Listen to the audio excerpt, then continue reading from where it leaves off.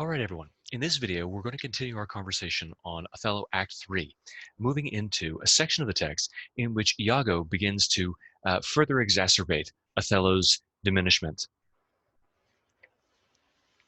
In this section, between lines 90 to 180 or thereabouts, Iago seems to delight in illustrating his intellectual superiority over Othello. He walks this knife edge, constantly making these spectacular self-revelations, as he does with Rodrigo earlier on in the play. And yet, Othello is not able to identify Iago's actual motivations. And it seems as if with every failure on Othello's part, Iago is all the more eager to illustrate or to demonstrate his superiority to the Moor. As examples, Iago speaks about the falseness of other men's natures, the fact that they're not as open and honest about their true natures as Othello himself is. Now, Iago suggests that he has some hidden horrifying thought regarding Desdemona and Cassio, and he forces Othello to almost beg him to reveal his thoughts. Iago says in line 139, "Am I not bound to that which all slaves are free to? Utter my thoughts. Why, say that they are vile and false. And where's the palace whereunto foul things sometimes intrude not?" So Iago is implying that he's thinking something negative about the relationship between Desdemona and Cassio, that there's something untoward going on. And yet, at the same time, he's also making that spectacular self-revelation. And the audience is encouraged to view this moment between Othello and Iago with a kind of frustration. Othello, why can't you just put this together? Why can't you recognize what Iago is actually saying? Othello has already been diminished. He has already had his mental faculties attenuated by Iago's poison. He's not thinking clearly. Iago has successfully identified the proper means by which to reduce Othello to emotionalism, as he did Brabantio and Rodrigo, playing on Brabantio's fears about losing his daughter, playing on Rodrigo's concerns about, or his desire for, his lust for Desdemona. And now he's identified something else with Othello. And we'll talk more about the specific weakness that he's identified that he is preying upon. We get a sense of Othello's diminution here, the way in which he has been reduced in his public standing. He actively and willingly gives up his public standing as Iago's superior when, in line 146, he says, "Thou dost conspire against thy friend Iago, if thou but thinkest him wronged and makest his ear a stranger to thy thoughts. You are doing your friend a wrong if you think something is wrong and you're not telling me." So he has reduced himself down to the status of a private individual in his relationship with Iago. I am your friend rather than you are my ancient or my ensign. You are my inferior or my subordinate. Iago continues to delight in his superiority. "I do beseech you, though I perchance am vicious in my guess, as I confess it is my nature's plague to spy into abuses, and oft my jealousy shapes faults where there are none." In this moment, he is speaking truth. Oftentimes his jealousy over the Moor, his jealousy over Desdemona, right? Oftentimes his villainous nature causes him to create faults and vices in other characters that aren't there. He's saying it as a way of making himself appear more virtuous, but we know what he's doing in reality. It's an illustration of his function in this play, constructing these vices or constructing narratives about other characters' vices in order to deceive Brabantio, Rodrigo, and Othello in turn. Now, Iago also illustrates one of his great strengths. We've already noted his command over language, his ability to essentially infect other characters with his language and force them to take on his perceptions and conceptions of the world, the language and structure that he uses to grapple with the world. So the language of light and dark, the racist terminology that Brabantio appropriates from him, or that he imposes on Brabantio, coloring the way in which he's going to react to other characters. Here, Iago illustrates the same thing, but in reverse. He demonstrates the ability to appropriate other characters' language. I've already spoken extensively about Star Trek, and I'm going to draw from another Star Trek metaphor here, or a Star Trek reference to illustrate my point. In Star Trek, the most implacable adversary of the United Federation of Planets, which is a kind of organization that is devoted to the peaceful exploration of the galaxy, the most implacable enemy that they face is the Borg. And the Borg is a collective consciousness. Think of like a mechanical anthill or a cybernetic ant colony. They forcibly abduct other races, connect them to the cybernetic hive mind of the Borg, and then strip away everything that makes them human, everything that makes them who they are, implanting their bodies with various technological prostheses, and subsuming their individual will and their individual minds into this mass collective consciousness. They violate them physically, emotionally, personally. They strip them of everything that they are. Now, the Borg's strength is their ability to adapt. Anytime that you fire a weapon at them, they adapt, and the weapon becomes ineffective. So if you kill one of them with a phaser, suddenly this energy weapon is no longer effective against them. They analyze and adapt continually. And when they assimilate you, when they take one of you into their collective, they gain everything that you all are, all of your skills, all of your knowledge. And they also gain access to all of your technology. So now if you understand how to make a warp propulsion engine for your starship function, suddenly the Borg know it. And they take all of your knowledge, your personality, your skills, your strength, and your race's technology into themselves and make themselves stronger as a result. Iago is like the Borg. He looks at other characters, adapts to their weaknesses to affect them, and also assimilates them. He starts speaking in the language of Michael Cassio. He looks at what Michael Cassio had to say about reputation and then takes it on for himself in order to more effectively manipulate Othello, because he knows that Othello cares about public reputation. So in line 159, good name in man and woman, my dear lord, is the immediate jewel of their souls. Who steals my purse steals trash. 'Tis something, nothing. 'Twas mine, 'tis his, and has been slave to thousands. So one who steals money from me steals nothing, because I got this money from someone else. I was paid for my job. It's nothing, really. And I know that I'm going to give it up to pay for something else in the future. So whoever steals my purse, who steals my money, steals nothing from me. But he who flitches from me my good name robs me of that which not enriches him, but makes me poor indeed. So he's speaking in the language of reputation and honor that he just heard from Cassio. And he uses that to better manipulate Othello. He also reveals the true depths of his own villainy, because what he's trying to do in destroying other characters does not bring him any benefit. He's not going to gain financially by destroying Othello, but instead he demonstrates his villainy, his malicious intentions, and perhaps his malignancy, his simple desire to destroy, when he says, he that flitches from me my good name robs me of nothing which enriches him. But that's all Iago wants to do. He wants to destroy other characters' good name, even though that doesn't bring him any benefit. There's another kind of parallel here. We might think about the Joker from the Christopher Nolan Batman movies, right? The Dark Knight. In The Dark Knight, the Joker says, well, he's an agent of chaos. And Alfred, observing the Joker and commenting on his methods, says, some men just want to watch the world burn. It's possible that Iago is the same kind of man as the Joker. He has no intentions. He has no real motivation. He just delights in an illustration of his own superiority, the demonstration of that superiority, and in the destruction of other characters, in the attenuation, the reduction of other characters down to base stereotypes, because in so doing, he can elevate himself. Iago and Othello continue their conversation, and it's to that that I'd like to turn now. Consider this question, pause the video, and then return to hear my answer. All right. Look at the way in which Othello speaks of himself and also speaks of Iago when Iago steps off the stage for a moment. He says in line 190, I'm not going to question the virtue of Desdemona. How could I ever think of doing that? Because nor from mine own weak merits will I draw the smallest fear or doubt of her revolt, for she had eyes and chose me. Othello is revealing to us his true inclinations and his true, deep, abiding concerns about himself and his abilities, his faculties, his own weak merits. He reveals to us that the initial confidence that he displayed in Act 1 was truly a facade, as intricate, as elaborate, and as effective as any that Iago himself wields, because he's not as confident as he made out or made it out to be. My merits, the good qualities about myself, are weak. And then Desdemona had eyes to see, and yet she still chose me. So we have a sense of what Othello, or how Othello perceives himself, colored by the stereotypes and the conventions of his own time, colored by the realization that he is only valuable to the state insofar as he is a tool to be used.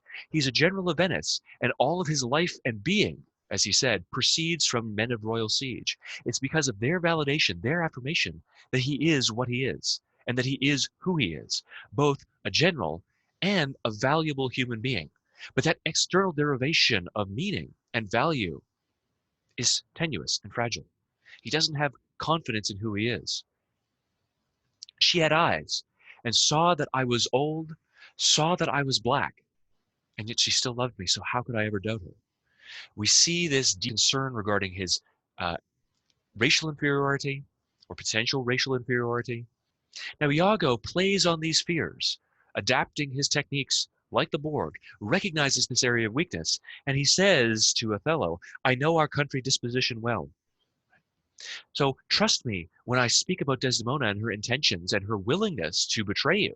You think you know her, but I'm a cultural insider. I'm not black like you. I'm white. I live in this culture. I was born in this culture, so I understand it in a way that you can't. So he picks up on Othello's racial fears and builds on this xenophobic concerns. Right? I know this country, and you don't. How could you? You're a black man. Iago, she did deceive her father marrying you, and when she seemed to shake and fear your looks, she loved them most. So he's again picking up on this fear. Othello never mentioned Desdemona being concerned about his looks. Quite the opposite. It was Brabantio who planted this idea, who began to speak in these terms. So Iago is just picking up the through line that he created or that he started when he began introducing the racial question in Act 1 and building on it to greater or to better effect Othello. So, as a brief summary of the points that I've already covered, you can review this slide wherein I highlight several key passages. And in this moment, Othello also, as a recognition or in recognition subtly of his own perceived reduction, takes on the language of animality, the language of animality that Iago was trying to apply to him earlier on in the play. So in line 180, no, to be once in doubt is once to be resolved. Exchange me for a goat when I shall turn the business of my soul to such exfoliate and brown surmises, matching thy inference. So he's already thinking about exchanging his humanity with a goat. He's already using the language of animality. We see as he picks up that language, he's been infected by Iago. He might not be using it in derogatory terms towards himself. He's actually saying, if this happens, exchange me for a goat. I will be a human. I'll still maintain my rationality, and so I won't become a goat. But he's still taking on that language. It's a subtle indication that he's beginning the process of diminishment.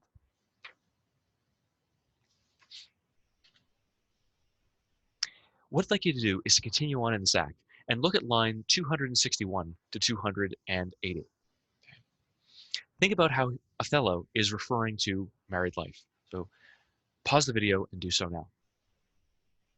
In this section, between lines 261 and 280, we again have this emphasis on Othello's status as an outsider or his perceived status as an outsider. He looks to Iago, and now he begins to depend on Iago because Iago has made it seem as if Othello can't rely on his own intuition and his own judgment. After all, he is black, and he is old. He is an outsider. He's a man who's not familiar with the private realm of human affairs. He's a general. So can he really know Desdemona? Can he really understand how to act within that private realm of human existence rather than the public? This fellow's of exceeding honesty and knows all qualities with a learned spirit of human dealings. This man understands how people think. I can't because he's right. I am an outsider. I am different. I can't understand how these people are thinking. So Iago has already made him feel as if he can't interpret social situations or respond appropriately. Haply for I am black, and have not these soft parts of conversation that chamberers have, or for I am declined into the vale of years. Yet that's not much. She's gone.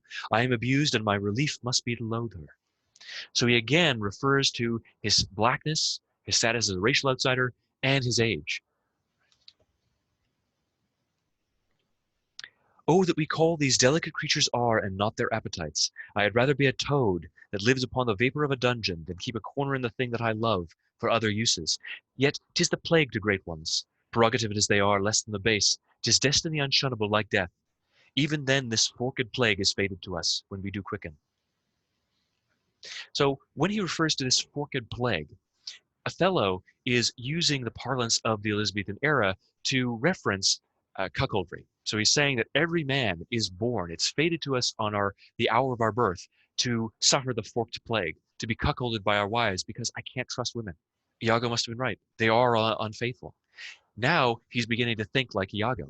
Remember that in Act 2, Iago asserted that all women, regardless of their moral character and their intelligence, whether they were intelligent and ugly, or intelligent and beautiful, ugly and intelligent, or ugly and foolish, they were all the same. They all had the same stereotypical character. They're all whores.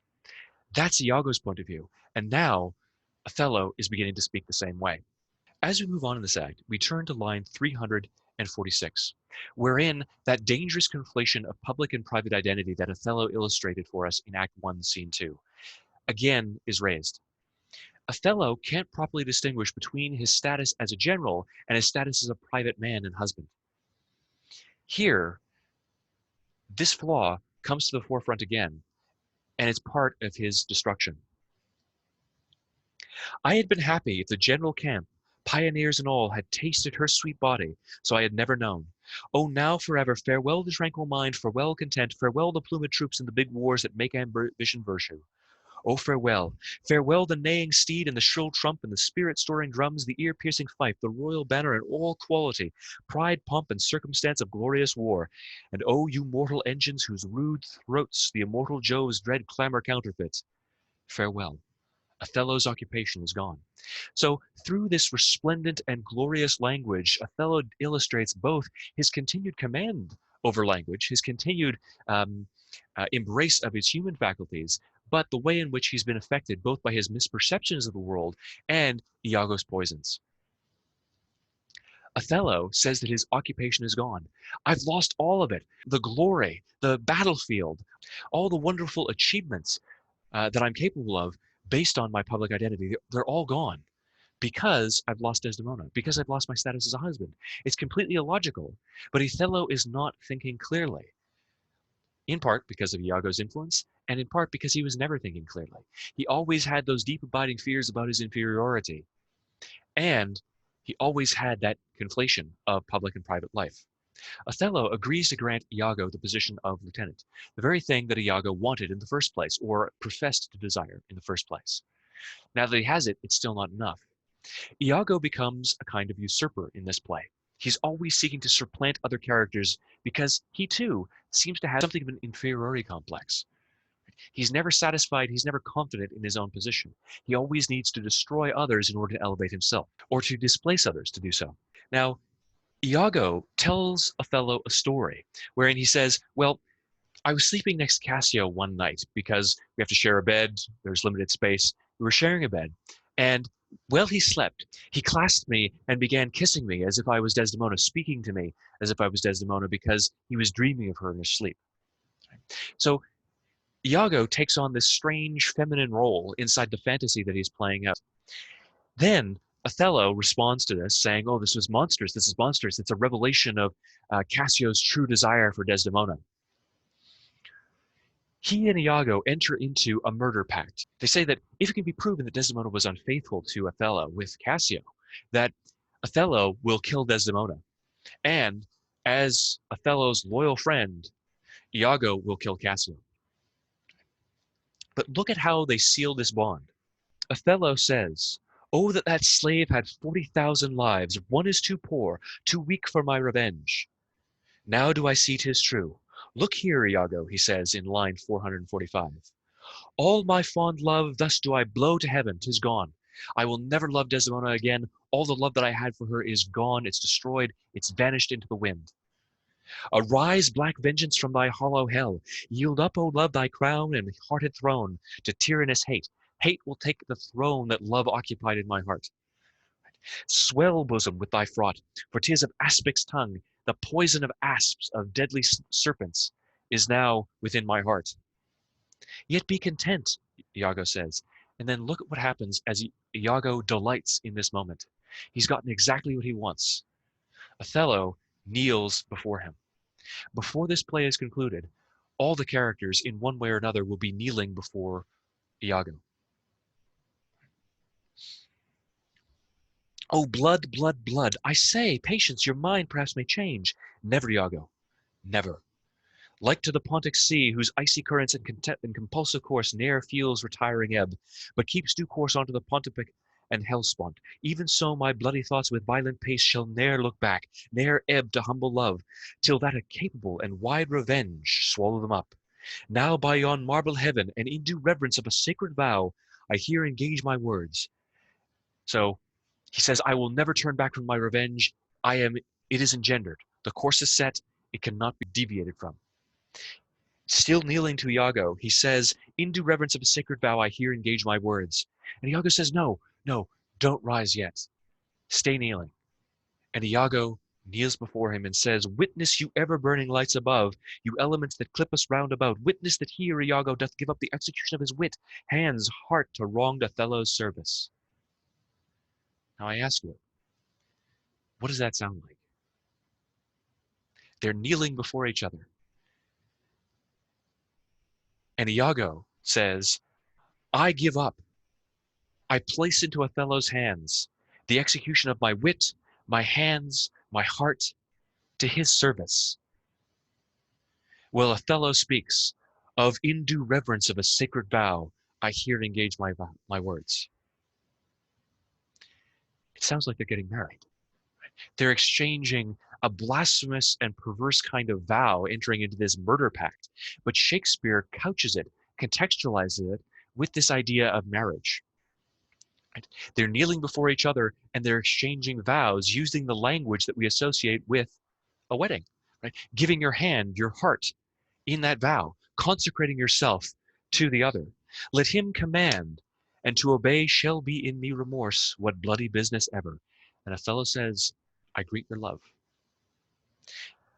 Iago has usurped Cassio's position as Othello's lieutenant.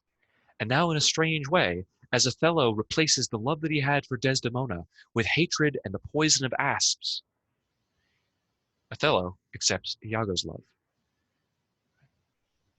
So, Shakespeare has revealed to us something about the function of Iago in this play and couched it in this strange, blasphemous pseudo-marriage between Iago and Othello. And the scene ends with Iago saying, I am yours forever. In the next video, which I'll be posting a little bit later on in the week, we're going to take a look at Act 3, Scene 4, and begin to break down the interactions between Desdemona and Othello.